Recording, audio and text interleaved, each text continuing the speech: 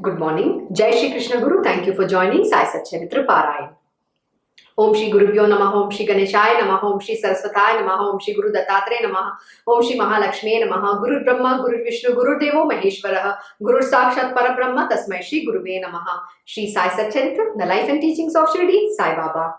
We'll continue from where we stopped, chapter 50, detailed exposition of Bhagavad Gita, chapter 4, verse 34. My obeisance to Shri Ganesh, to Shri Saraswati and Shri Guru Maharaj, to the family deity, to Shri Sita Ramachandra. My most humble obeisance, I bow in reverence to the most venerable Guru, Shri Sai Nath. We stopped at verse 1116. We'll continue from verse 117 onwards. As a child born with his legs first will see the buried treasure, the moment collyrium is put in its eyes. Similarly, once refuge is taken in devotion, ignorance is dispelled and knowledge arises. Now, what does this mean? See, Baba is saying something very beautiful. He's saying, as the child born with his legs first will see the buried treasure, the moment collyrium is put in its eyes.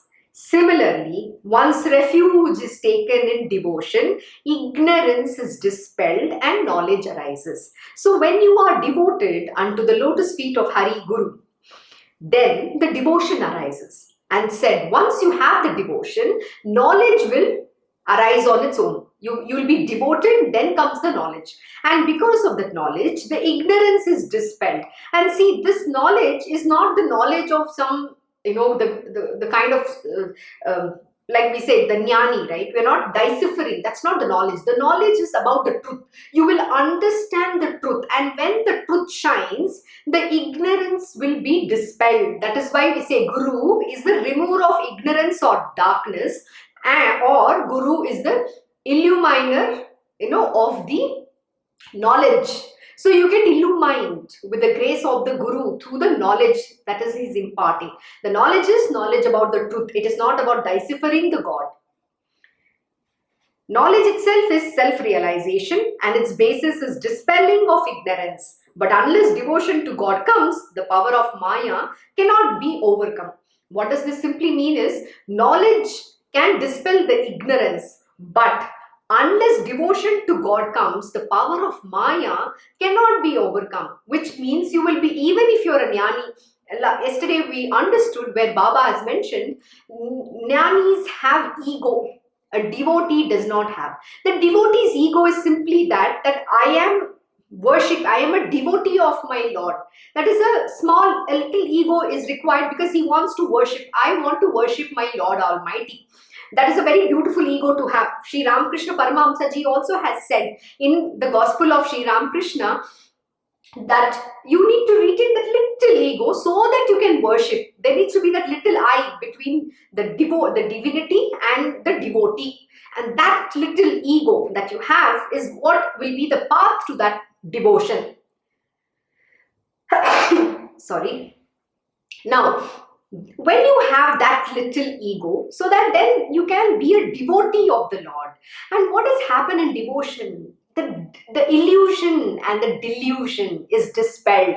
Maya causes illusion. Even the jnanis cannot get out of the Maya. This is what yesterday we understood. Baba has said. So the only way to overcome the power of Maya is through devotion to the lotus feet of the Guru and Lord Shri Krishna. That is the only way out. Because please understand, she is Lord's Maya. Knowledge and ignorance are all mixed up together, from which ignorance must be picked out carefully.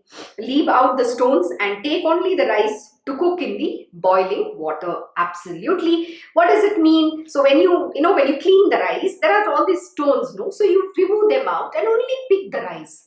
And then you cook. Similarly, the ignorance have to be dispelled with the sword of knowledge. Seeing God everywhere in all beings, he who performs various forms of worship such as jnana, yajna, etc. and thus sees the all-pervading Shri Krishna, he burns all ignorance for the sake of knowledge. That is very beautiful. What does it mean? It's very difficult to achieve as well. See God in everybody. Okay? Yeah. Somebody might have called you names. Somebody must have insulted you. Can you see God in that person? No. There's a very beautiful story. Let me narrate you. there is a monastery, and one of the, the monks is walking on the, he's just walking, doing day, see, asking for bhiksha.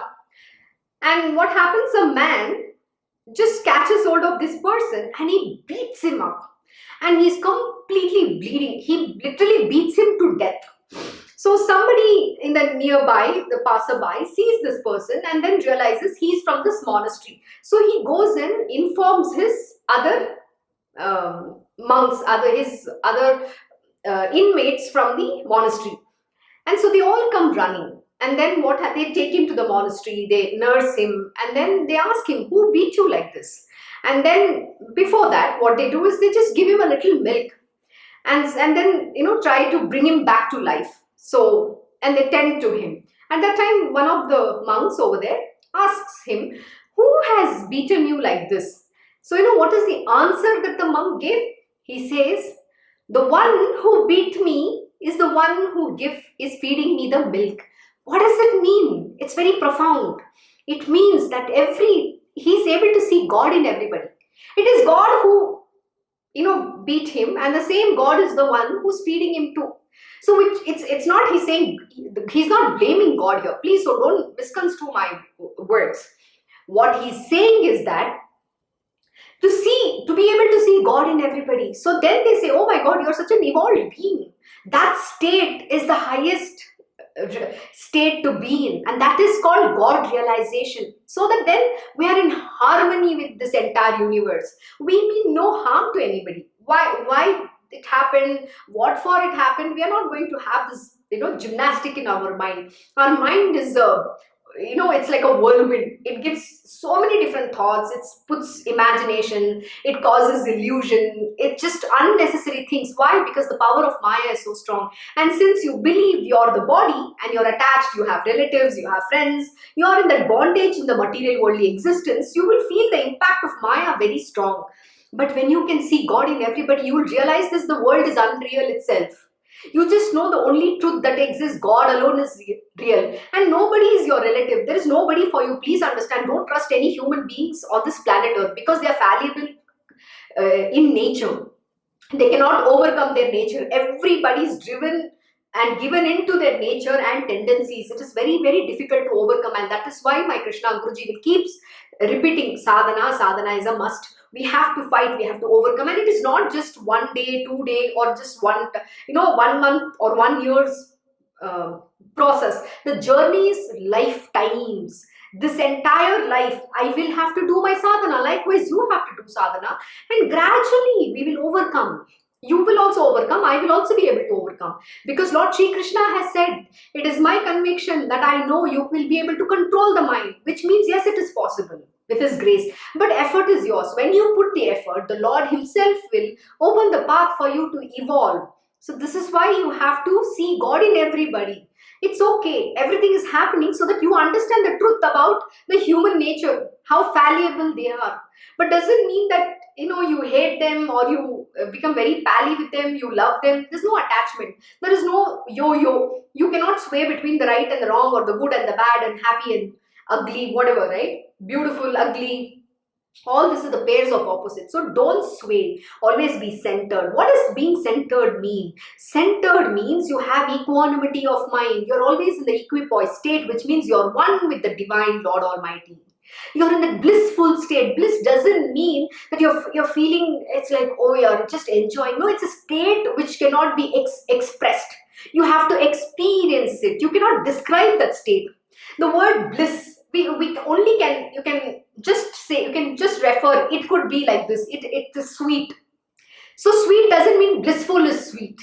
It's a way to say it's a sweet feeling to be. Again, feeling is a state of mind. Who can feel? The senses, it's a sensual pleasure. The feeling happens through this body, through our sense organs. So blissful state is not a feeling as well. I can only give an aphorism that this is how it is going to be. But till you don't eat the chocolate yourself, to understand whether it is sweet, sour, or bitter, you're not going to understand what it feels like to be in a blissful state.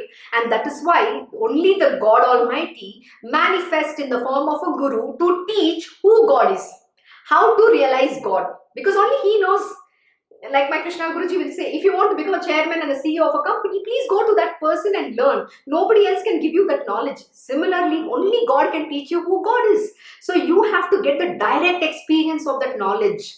And I can, as much as try to describe in words, it makes still no sense. So you have to walk this path.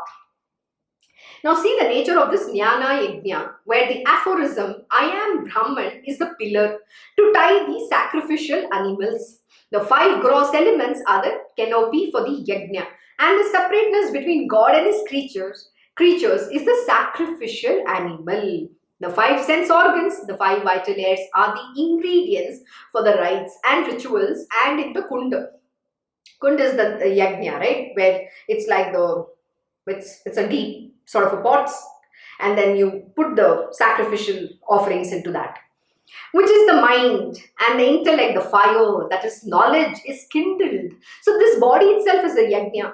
Yesterday my Krishna Guruji was explaining how the fire is within us. An example, when we eat the food, the fire in the stomach is like burns that food, it digests. That itself is a sacrificial offering. Here similarly, Baba is explaining how the mind itself is that kund, where the sacrifice has happening through the intellect and the knowledge. It is kindled so that then you realize the truth using that knowledge. So mind is a kund, yajna kund. Yajna means where the sacrificial offerings are put into it.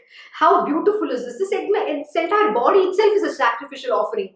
And if you go and listen to my Krishna Guruji satsang in Bhagavad Gita, is very clearly explained all of this. And you should also listen to his Uddhav Gita satsang.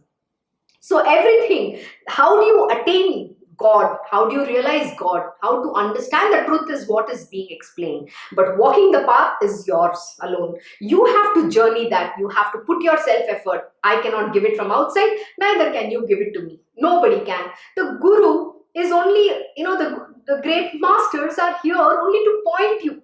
They're actually holding you and, making you walk that path. And they know where the obstacles come. So they are going to point you out. Okay, here there is a pit, don't go there. Come this side. So they're just, guiding you through that path. But walking, you must. Journey is yours. And if you don't do, then nothing can you achieve. Man is the master here who's performing the yajna and who offers ignorance as the clarified butter to this fire. His being absorbed in self-rejoicing is the avabhrut stanani that the man receives. I don't know what this means, but we can go and look at the meaning of that word later. In short, without the clarified butter of ignorance, the fire of knowledge can never be kindled. What does it mean? The sacrificial offering. Have you seen how the yajna is performed? You keep all the small wooden sticks and then they light.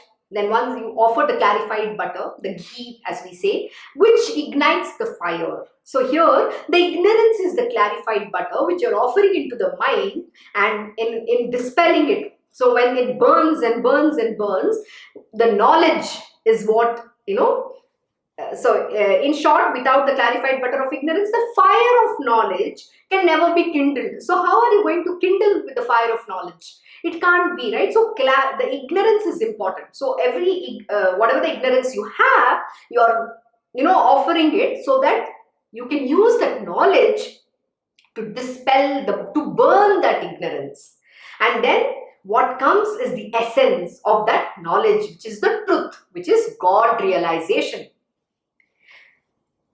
in which is burnt the separateness or the duality between God and the being, to bring out the true knowledge of oneness between them. The truth is what you realize, that I am not this body, and you realize I am the divine being alone. So that is what the knowledge dispels. The knowledge dispels the ignorance. And then you have to chuck that knowledge as well and then go towards the path of bhakti, that love and devotion. Lord Shri Krishna says the only way to attain love and devotion is you have to chuck that knowledge also that you have attained. As a crystal clear mirror covered with the dirt or the glow of fire dimmed by smoke, so is knowledge which is overpowered by passions like lust and greed, covered up in ignorance. So what is covering the knowledge? It's covering with the overpowered by the passions of lust, greed and anger. Oh my God, lust, greed and anger. Anger. See, anger is it's a very dangerous thing. Anger is a doorway to hell. Likewise is lust. Likewise is greed. The moment you lust, see, lust has a very deeper meaning. Lust doesn't mean just you're lusting, you want to get married, you want to have certain relationship, you want certain pleasures. It's not just lust means that. Lust also means that you want something. An example, like, in your life, there might be somebody who's very successful and you are not, getting a promotion at work. No matter how hard you try, you believe that somebody else is not deserving and that person is getting the recognition, credit for the work, even if the person is not working. But you're working very hard and then you're not getting recognized. And when you look at that person, you envy. That is called, it's not envy, it's a lust. You're lusting for it. Like, I want it. So that is also lust. So lust has a very deeper meaning. And if you think that somebody has it, imagine you're born poor and somebody is born very rich and you think that person doesn't deserve. And you wish, I wish I had much better. I'm deserving. And that is also lusting, that you don't have that.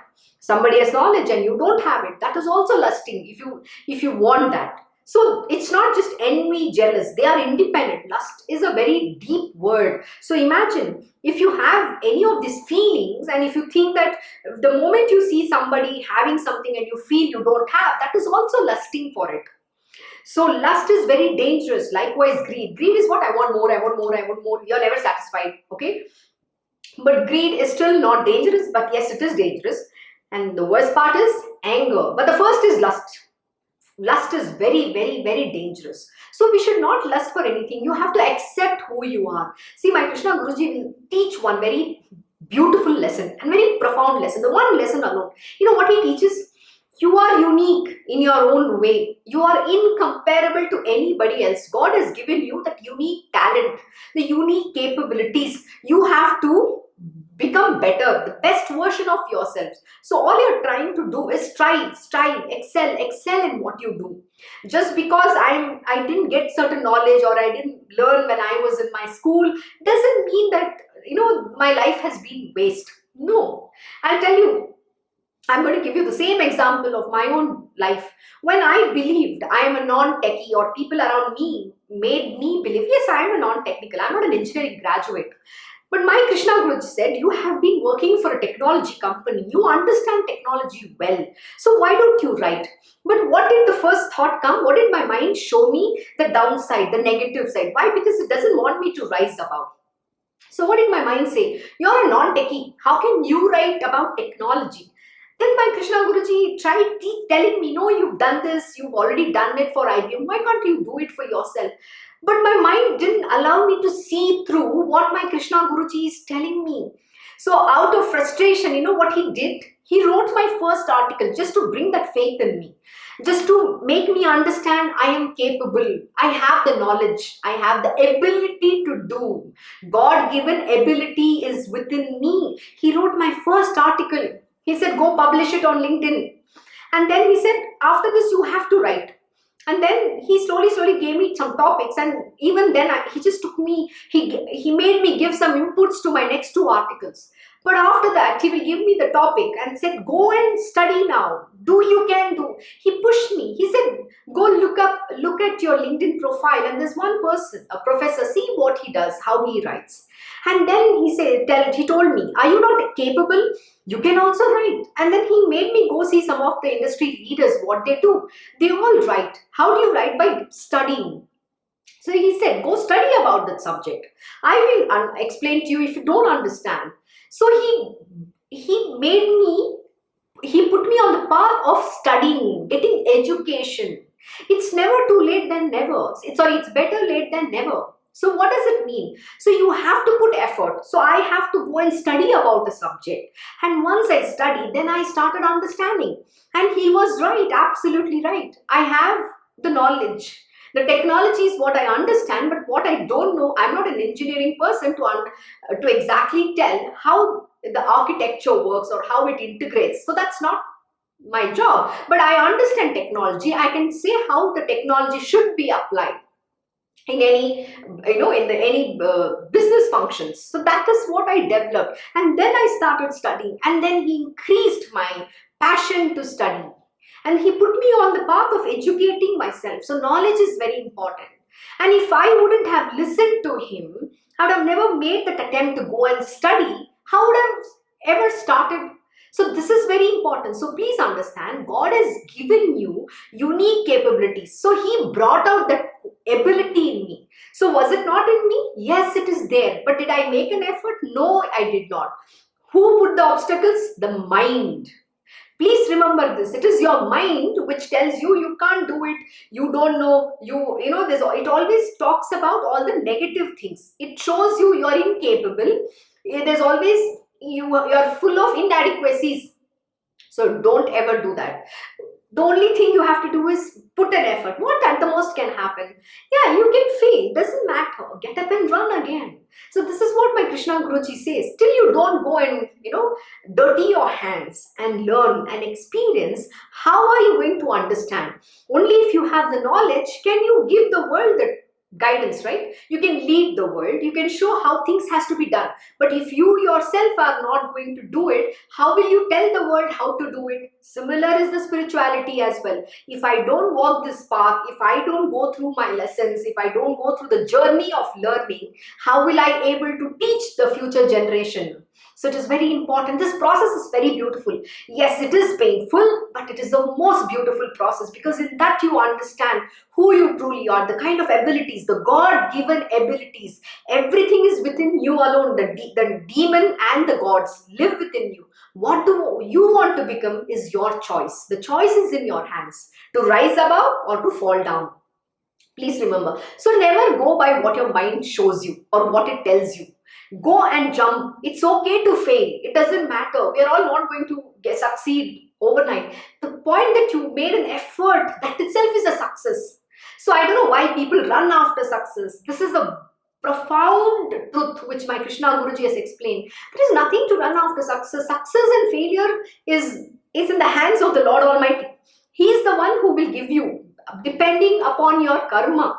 Please remember, we all come with this body. A prarabdha karma is there. Whatever that you have to win or get, it is only determined by that. What you have to get, you will anyways get, but don't run after it. Just do. It's okay to fail. Get up and go ahead. But you have learned. The lessons are very important. And that is what will make this journey very beautiful. So never ever discount that lesson. You don't think I failed. But what did you learn in this entire failure? That is the lesson you have to carry. That is what makes you who you are. They say, what breaks you is what makes you. The one that you believed broke you in your life, that is the one which is going to make you look very beautiful. There is a very beautiful Japanese motivation, or they follow this teaching. In Japan, if they have these beautiful pots, and if it cracks, they will patch it up with the gold fillings. And it is believed, it's their philosophy, that when these cracks are the ones which make that pot very beautiful. And that is with the gold fillings. Why? Because that is the power. That's what it enhances the beauty of that pot. Similarly, when you break the most in life, that break is what has made you beautiful being. So that journey is very important. It has to be very powerful. You have to understand. Look at the upside of life, not the downside of life. Everything has a positive to it. And this is one lesson which my Guruji's Gurudev, Lord Dattatreya, has imparted to me day one. And I love that lesson. You know what he said? No matter what happens, what your Guruji puts you through, never forget that everything is happening for your good alone. There is progress in everything.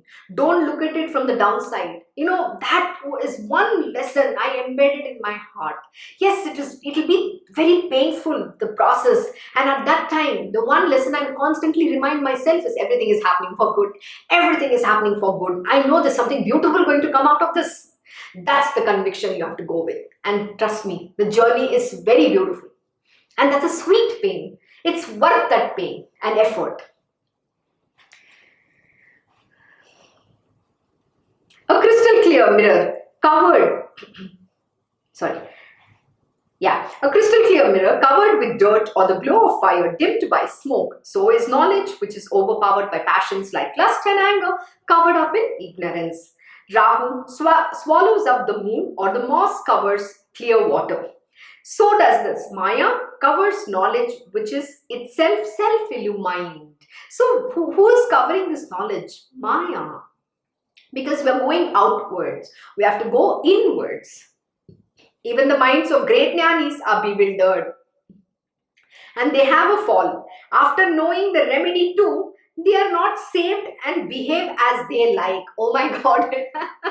This is a very dangerous verse. But let me explain what does this mean. Even the minds of great jnanis are bewildered. Can you believe the power of Lord's Maya? Oh, she is bewitching.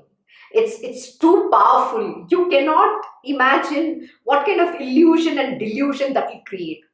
A very beautiful story again. Narad Muni went to Vishnu and said, everybody keeps talking about your Maya.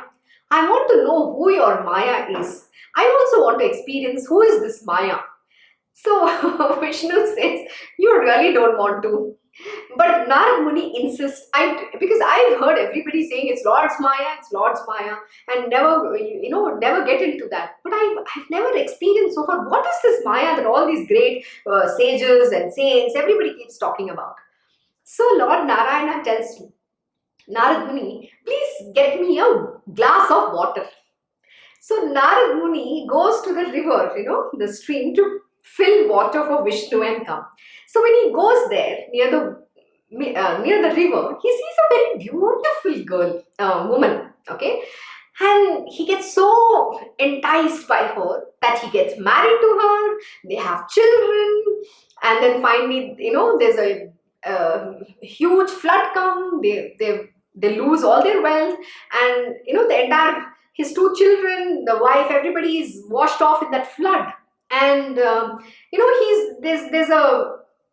flood, the water has risen, the entire village has been washed out, and Narad Muni is holding to that. There's a temple, he's holding on to that. It's called the structure. I don't know what it's called. It's called the Gopur. He's holding on to that, and then he's trying to save his children, but he couldn't. He loses them, the wife dies, the kids die, everything, and he's just holding tightly onto that structure, and he's calling out, Narayana, Narayana, he's calling out. And then Vishnu Vishnu hears him, and then Vishnu says, Narada, where is my water? Then yes, I'm coming. So what was it? It was just a dream.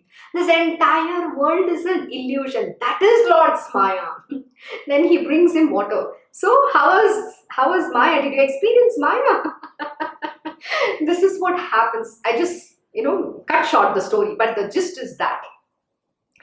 Now, imagine Narad Muni, he's married, he's got children, and he's dying. Can you believe? And this is what happens. This is Lord's Maya. We are actually in the world of Maya, but when you understand the truth, then this illusion is completely broken. Then, you can see through it that everything else is unreal. Only the Lord is the only one who is real. And that truth is what you experience. And when you experience that, you're not disturbed by what is happening around you or to the body. But till that realization doesn't happen, you're still going to feel the impact of that Maya. And that is why it said, even the minds of the great jnanis are bewildered, and they have a fall. They also fall. So please understand, you can rise in spiritual, but the moment Maya strikes you, and you will fall. And what is that? And that is ego, arrogance, lust, greed, anger, all this. So you have to overcome that. And then what is mentioned? After knowing the remedy too, they are not saved and behave as they like. Even after knowing the remedy, how to overcome, they are not saved and they behave as they like. What does it mean? It simply means that you know how to overcome, which means you have to be devoted. Devotion is the only path. But the jnanis cannot be devotees. You need to know that. They have this ego. I know is not going to help you. So after knowing the remedy too, they are not saved and behave as they like. Why? Because they are not giving up their ego. The only way to overcome Maya is through devotion, loving devotion, and to the lotus feet of your Guru and Lord Shri Krishna. This is the only way out. There is no other way. There is no other way out of this. Only with the God's grace. Lord's Maya is only dispelled when the Lord Himself grants that grace, not otherwise. So you have to grow in devotion and love to the divine to that level. They are blinded despite of having eyes, giving up good company they take to lose, shameless behavior, and are perforce ruined by the bad company they keep and begin to behave as they please. This is very dangerous again. They are blinded despite of having eyes. What does it mean? Despite they have eyes, but you can't see, you're blinded. Giving up good company means they give up good company. Who is this good company? The sages and the saints, the gurus. You have to always have the company of the holy. Only then can you overcome, not by keeping company of the material world, husband, wife, children, father, mother. Please keep that company and see what happens to you. Like this, in a snap, you will completely be deluded. Even the holy companies in front of you, you will forget that one entity itself that exists in your world, and you'll get carried away in getting married, getting engaged, and doing all sorts of things where that holy, the satsang, the guru itself is forgotten at that moment. This is what happens. Try doing it and see. Just get a flavor of it, how it feels like. That is Maya. So giving up good company, they take to lose shameless behavior and are perforce ruined by bad company. And who are this bad company? When you get into the material world, you get attached to all the worldly people. And what is that you learn from the worldly people? They're always lost in their, oh, I have my problem, I am suffering, I am sick, I don't have a job, I don't have a money, I have so much issues. And they talk about all lust, greed. That's all rubbish talk, worldly, which has no tatya in it, like my Krishna Guruji says. There is no meaning to that. Such waste of time. They only talk that, or they'll talk about all the entertainments. Oh, movie, what is happening here, what is happening. Knowledge zero. And this is the kind of people you want to get influenced and be with them, and you want to have conversation every single day with them. This is the gutter you will get into. And perforce ruined by the bad company they keep and begin to behave as they please. And what happens? They begin to behave as they please. There is no decorum. They don't know how to follow a conduct. They don't have good conduct. They behave however they please. Like they come from this gutter behavior. The way you laugh, the way you talk, the way you sit. There is no decorum. There is no etiquette at all. You don't know how to behave nicely. You'll talk, scream, yell. My voice is loud. My Krishna Guruji will say, don't behave like, coming from a roadside. Talk softly. So you have to follow those etiquettes. It's very important. Then sometimes we might not have. Yes, that all happens because of your tendencies. So what should you do? You have to practice. My Krishna Guruji is very beautiful. He's so sweet. He will continuously keep reminding me, talk soft, talk soft, talk soft. Lower your voice, lower your voice. He'll always keep saying this. Why? Because someday he knows I will get there. Because that is my vritti. Vritti is a tendency. It's a nature which I have to overcome. But the same voice, if I have to give a speech, yes, that's going to be a positive because I'm doing good. I'm doing good service, but doesn't mean I have to yell. Doesn't mean I have to raise my voice. So there is a very important, God has given you that voice, that nature is given so that you can sing the praises of the divine, sing His glories, talk all the beautiful things, not to scream and yell and talk badly about anybody.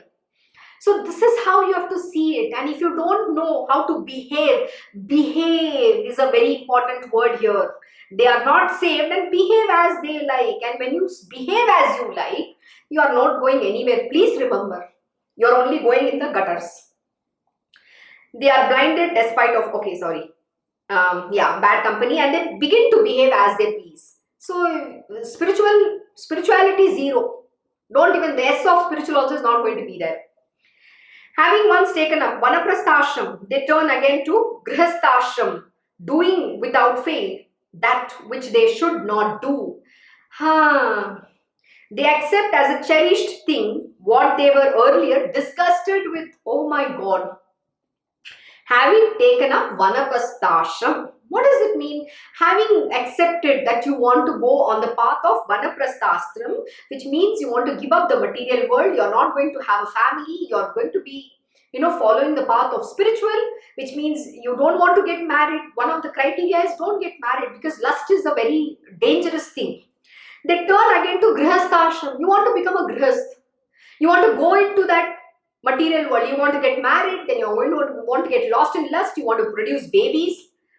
Doing without fail that which they should not, they accept as a cherished thing. So what they should not do is what they go and do, what they were earlier disgusted with.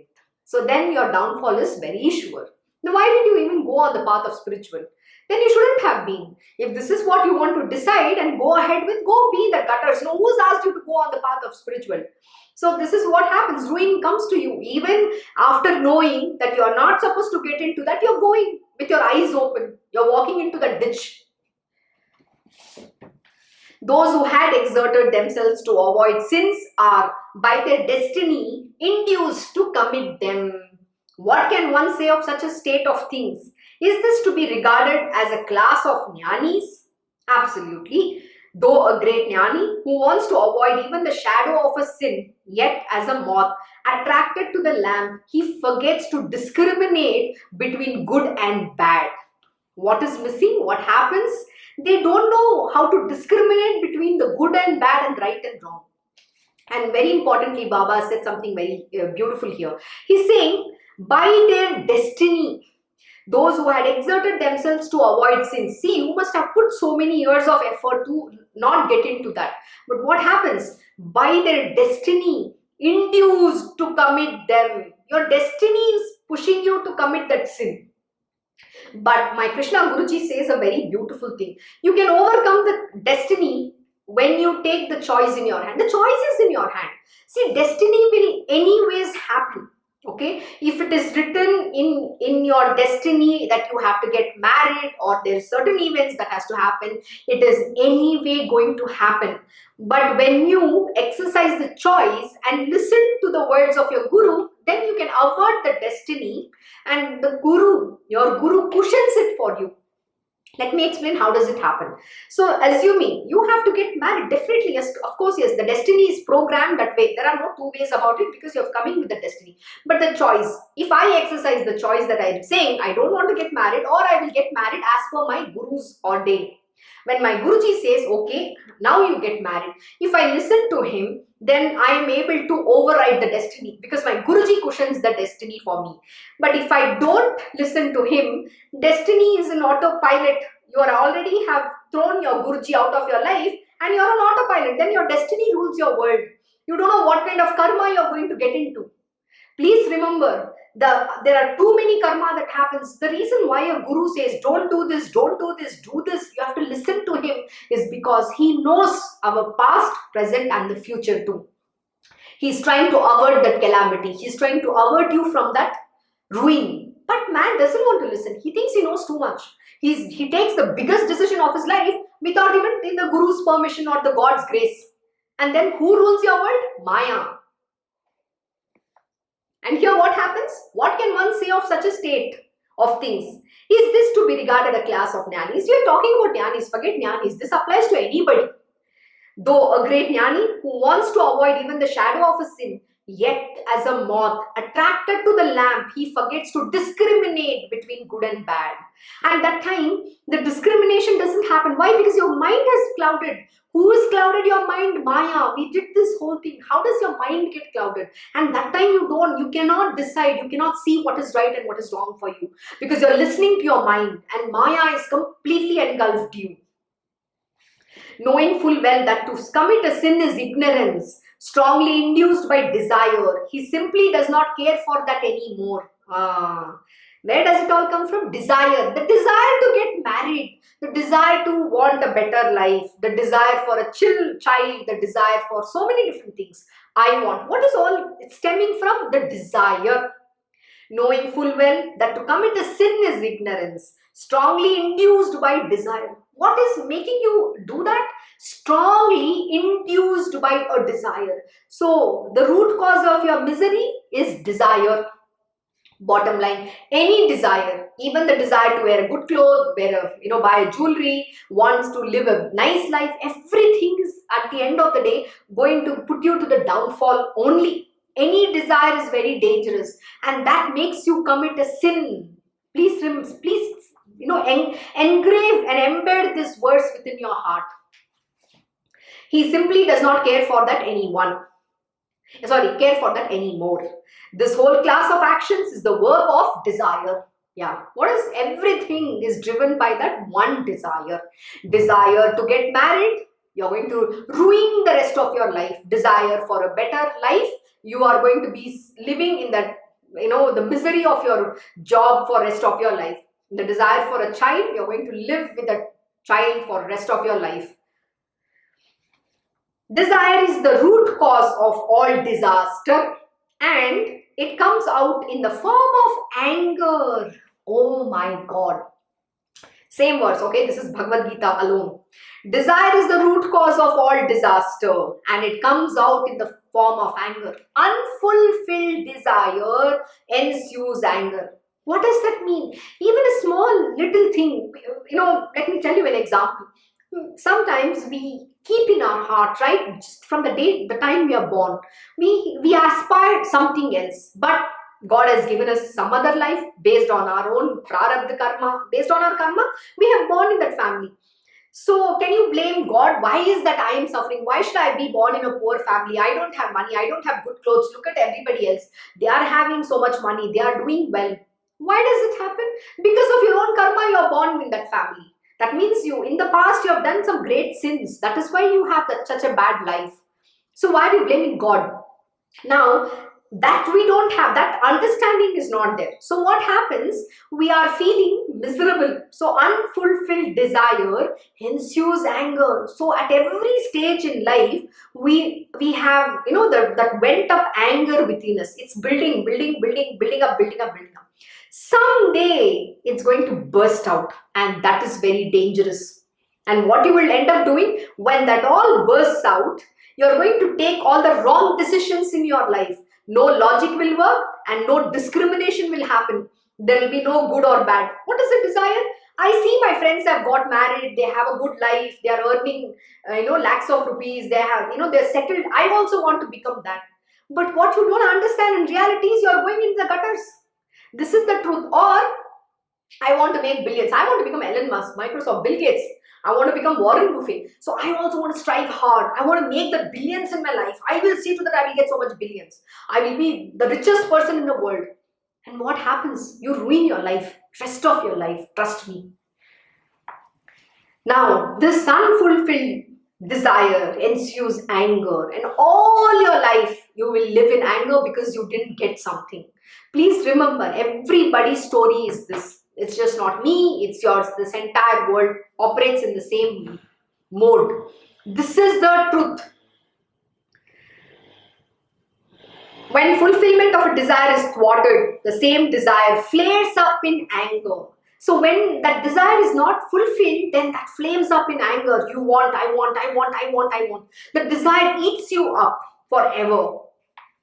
This is the tendency that is obstructive to knowledge. What is the tendency? Unfulfilled desire which flares up anger. See, even a small desire that somebody should be nice to me, if that desire is unfulfilled, that flares up in anger. And what happens? That becomes an obstruction to gain the knowledge of truth. So this morning my Krishna Guruji was saying a very beautiful lesson. He was just teaching me. It's a very stupid lesson. A simple lesson, but as a dud, this mind comes so strongly, we forget the lesson which he has already taught us. I'll tell you, I was telling him, sometimes I've been following up with some person for so many days, I'm continuously writing mails and messages and, WhatsApping. But the person is not responding. I don't know what to do. And my Krishna Guruji said a very thing. Whose expectation is it that the person has to respond? Your expectation. What makes you think the person has to respond? Don't have any expectation. Just do your job without expecting. And he'll say, whose requirement it is? Your requirement. It is your need. So you have to keep writing. If the person has to respond, he will respond. He or she will respond. If the person doesn't have to respond, they will not respond. But why is there an expectation that the person has to respond or the person has to behave in a certain way? That's what he says. This is a simple lesson which is told. Don't have any expectation from anybody. Please understand, this is what my Krishna Guru just taught, that every human being is fallible in their nature. They cannot overcome their nature. They are going to fall. They are going to make mistakes. They're going to have all the misdemeanors. Okay. But if you have an expectation from that person, then you get attached. Why do you have expectation? Or why are you saying that somebody has to conform to your ways of life? They are anyways going to behave the way they want. Why are you expecting anything extraordinary? So that is why he'll always say, don't trust any human being, because they are fallible in nature. Today they will say one thing, tomorrow they will completely turn completely the opposite of it. A man cannot keep up his word, but it is not to be God who's the pure. So have the only trust in Lord Almighty, because the God is never going to break his promise. That is why he is God. That is why we are all human beings. So rise above to becoming God. And my Krishna Guruji will always say, if you give me a word, keep it up. That is when you can overcome this human nature. And if you give me a word and you fail to keep it up, then you are going to become a human being. So to become divine is you have to walk the talk. God always keeps up his promise. But we human beings don't. We'll make 100 promises, empty words, just empty promise. But we'll not even do one thing that we commit. And this is the truth about human beings. So have no expectations from anybody and don't trust any human being. Even if it is your own brother, mother, sister, father, husband, wife, don't trust any human being. They are not worthy of this trust. Only trust one being, and that is God Almighty alone. Without water, they drown. When fulfillment of a desire is thwarted, the same desire flares up in anger. And it is this that comes in the way of moksha at every step. This is the tendency that is obstructive to knowledge. As it is, this creature is harassed by desires and anger. These passions are always hovering around Brahman, quite in a line with the jnana. Oh my God, can you see now what is covering that knowledge? Jnana is this ignorance, and it's always hovering, desire and anger, desire and anger. So when will you overcome that? Let go. My Krishna Guruji will say, just surrender, just let go. Whatever God has to bestow upon you, he will just surrender completely and surrender at his lotus feet and say, I am just an instrument in thy hands. Do what you think is fit for this being, and I am here only to serve you, not anybody in this world. In the sense, serve his purpose. Do my dharma and follow my swadharma. That is why I have taken this human birth, and to attain, most importantly, the highest swadharma is my spiritual weal alone. That is what you have to seek. These passions are always hovering around Brahman, quite in line with the jnana. Without water, they drown you. Without fire, they burn you. Without weapon, they kill you. And without rope, they bind you. How beautiful it is, isn't it? Yes. Without water, they'll drown you. Because you're just, oh my God, you're living in anger. That I didn't get this, I didn't get this, I didn't get this, or I want something, whatever your desire might be. And that anger is like, it's piling up. So, without water, they drown you. Without fire, they burn you. Without weapon, they kill you. Without rope, they bind you. How easy it is. Even a jnani does not last before them. Nobody can stand this. That is what it's saying. That is what is it? Maya, illusion. They defeat a jnani on a Vega and have the power to bring about Mahapralaya, or total destruction of the universe, and swallow up a creature quite without his knowledge. Just like the coils of the Kala Sarpa, or death, at the root of the sandalwood tree. Similarly, the placenta of desires and anger lies coiled up, surrounding the fetus, that is knowledge. See, all these words are saying only one thing. The knowledge is covered with ignorance. And what is this ignorance? Unfulfilled desires, anger, lust, greed. All this is covering that knowledge. So where is your spiritual weal ever going to happen? That is what my Krishna Guruji will say. No matter how much you hold my feet, but nothing is going to enter you. Even the discrimination knowledge at that moment is not there. Why? Because the choices is always in your hands. See, the destiny is anyway going to be happen, but when you hold me and walk the path that I am telling you to walk, then I will take care of you. But if you give it to your mind self-consistency, then destiny will rule your world. And that is why he says, I always give the person the choice. Because you have to use your discrimination knowledge and take the choice. Aren't you being taught this lesson? Don't you think that is your test? This is how it works. Spirituality is this. To see whether you choose the God or you choose the Maya. The choice is always in your hands. Please remember this. Organs, intellect and the mind are the seats of desire. Through them, she, Maya, acts to cover up knowledge and tempts that creature. Oh my God. This is exactly what we are being doing. Every single verse. This is where our life ends. Trust me. If you want the sandalwood, then destroy the serpent by removing the veil of desires and anger. Gain the treasure of knowledge. Wow, how beautiful it is. You know how profound this is? It says, if you want the sandalwood, who is the sandalwood here? The Lord Almighty, Lord Shri Krishna. If you want that, destroy the serpent by removing the veil. What is covering you? The veil of desires, the ignorance. Who is this veil? The desires and anger. Remove that off. Gain the treasure of knowledge. The only way can you remove the veils is by removing the veil of desires and anger. And who is the remover?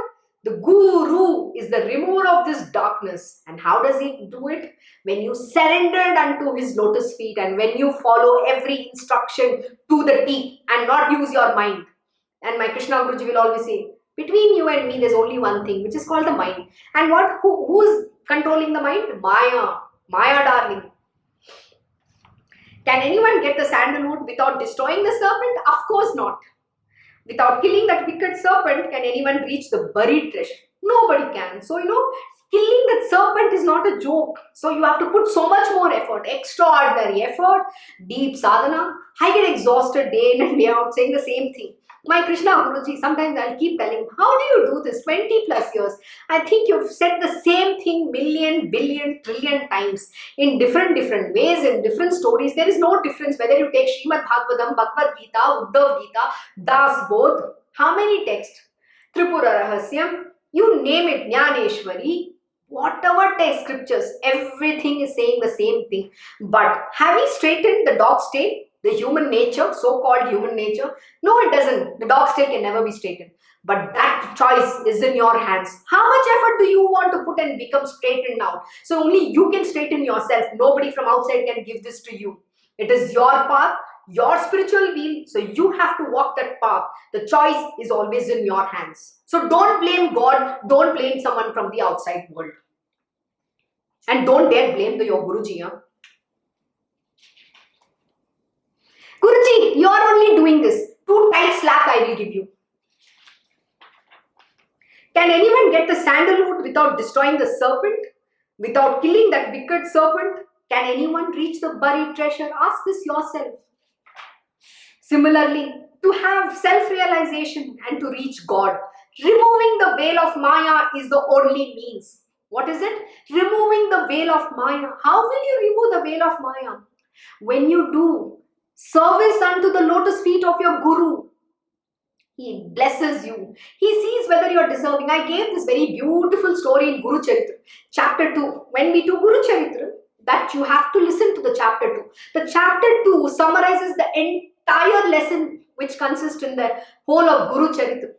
And that veil of Maya is what the Guru puts on his disciple. I've already narrated the story. I'm not going to go all over again. But we will definitely come back when we are doing the Guru Charitra lesson. And in that he says, he's testing. The veil of Maya is only the means to test his disciple. So the disciple, no matter what test the Guruji puts him through, he just holds him with absolute faith. He doesn't get disturbed. He doesn't get angry. He doesn't even scream, why are you doing this to me? He has that absolute faith and patience, Shraddha and Saburi. That is what you have to have. And then you have to walk the path, whatever your Guruji has put you through, because he knows what is right for you. And if you do not understand your own wheel, please go into the gutters. Nobody can save you. Not even your Guruji can ever save you. Because the Guruji can only tell you, don't do this. He is giving you a clear instruction. But the choice of taking that or not, it is in your hands. He is not going to take decisions on your behalf. He will never do that. But he will always show what is the right and what is the wrong. What is dharma is what he will show. And if you do a dharma, he is never going to be with you. Please understand. Hence, first the organs must be subdued, which will destroy passions like lust and anger. Subdue the organs. And Lord Shri Krishna in chapter 2, he gives a lengthy explanation about how when the senses come in contact with the sense objects, how the reaction happens. That is what you have to first cut, disconnect, subdue. Subdue. But who has to put the effort? You have to put that effort. Nobody can give it from outside. The being is overpowered by desires and passions, and ignorance completely covers up knowledge. Senses are more subtle than the body. The mind is even more subtle. Subtler than the mind is the intellect, while more subtle even than the intellect is God. Can you listen to that voice which is so subtle? The first voice, the innermost being is saying, do this. But you know what? The moment the mind comes, that voice is destroyed. So you can never listen to the voice of the God within you. Why? Because even that loud voice of your mind and everything else is clouding you. It doesn't allow you to listen. So who has to make the effort? It is you who has to make the effort. Beyond the customs and conventions of worldly life is this highest eternal truth, which itself is that most beneficent God and is also the nectar sweet real self. Wow, this is very powerful. What is he saying here? Beyond the customs and conventions of worldly life. Who has told this custom, oh, this is how we are? You know, I know a lot of idiots in this world who say, oh, this is how we live. I don't know what people will think.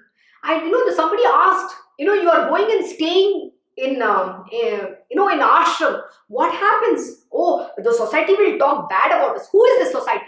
Who is this people? Who are talking bad and good? Are you judging me just because I'm walking on the path of truth? I am not like you, drinking, going and doing all sorts of wrong things in this world. So who is judging? When you go on the path of truth, the whole world is against you. But why should you fear? You're on the path of truth. Lord Shri Krishna stands next to you. You think even anybody can even touch you like this? No. The people who talk about you, they should be ashamed of saying such things, because they are the one who are in gutters, not you. And you don't have to fear anything. Stand up and walk with your heads up in pride. That you're walking the path of dharma. You're on the path of truth. You don't have to be afraid of anything and anybody in this world. And you don't owe it to anybody in this world. You owe it to your own self.